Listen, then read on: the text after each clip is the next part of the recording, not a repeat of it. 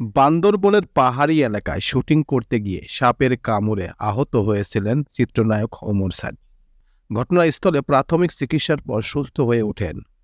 গতকাল দুপুরে এই ঘটনার পর ডেড বডি সিনেমার নিজের অংশের শুটিং শেষ করে ঢাকায় ফিরে আসেন নায়ক। তো হ্যাঁ ভিউয়ার্স, আজকে আমার এই প্রতিবেদনে আপনাদের সামনে শেয়ার করব পাহাড়ি সাপের কামড়ে কতটা ক্ষতি হয়েছে ওমর সানির। হ্যাঁ ভিউয়ার্স, সেই বিষয়ের উপরেই চমকপ্রদ কিছু তথ্য এখন আপনাদের সামনে শেয়ার করব। তো চলুন মূল প্রতিবেদনে চলে যাওয়া যাক। পাহাড়ি সাপের কামড়ে আহত হয়েছিলেন ওমর সানি। ঢাকায় ফিরে ওমর সানি গণমাধ্যমে বলেন, আলহামদুলিল্লাহ, আমি ভালো আছি, সুস্থ আছি। শুরুতে ভয় পেয়েছিলাম, পরে দেখি ছোট সাইজের একটা পাহাড়ি সাপ। দেখে মনে হলো সাপ ভেজে খেয়ে ফেলি। তিনি জানান, সাপে কাটার পর স্থানীয় ডাক্তার ও শুটিংয়ের লোকজন খুব সহযোগিতা করেছেন।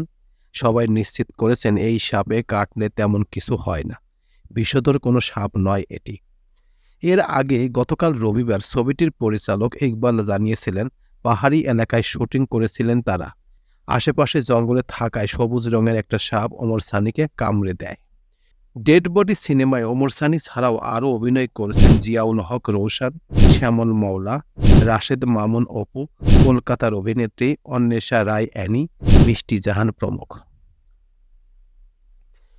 তো এই ছিল মোটামুটি আমাদের আজকের প্রতিবেদন। উপরোক্ত প্রতিবেদন থেকে আমরা একটা জিনিসই বুঝলাম যে পাহাড়ি এলাকায় ওমর সানির একটি শুটিংয়ের দৃশ্য ছিল। সেখানে শুটিং করা অবস্থায় পাহাড়ি একটি সাপ, যে সাপের বিষ নেই, সেই সাপ ওমর সানিকে কামড় দেয়।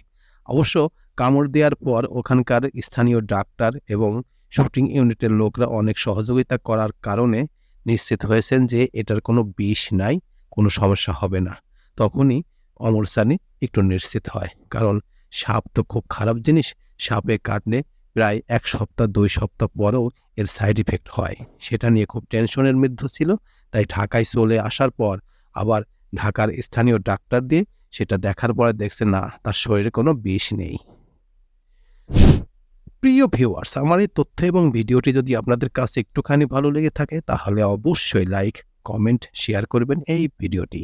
আর যারা এখন পর্যন্ত আমার এই চ্যানেলটি সাবস্ক্রাইব করেন নাই তারা দ্রুত আমার এই চ্যানেলটি সাবস্ক্রাইব করে রাখবেন। তো আজকে এই পর্যন্তই, সবাইকে ধন্যবাদ জানিয়ে এখানেই শেষ করছি। আল্লাহ হাফেজ।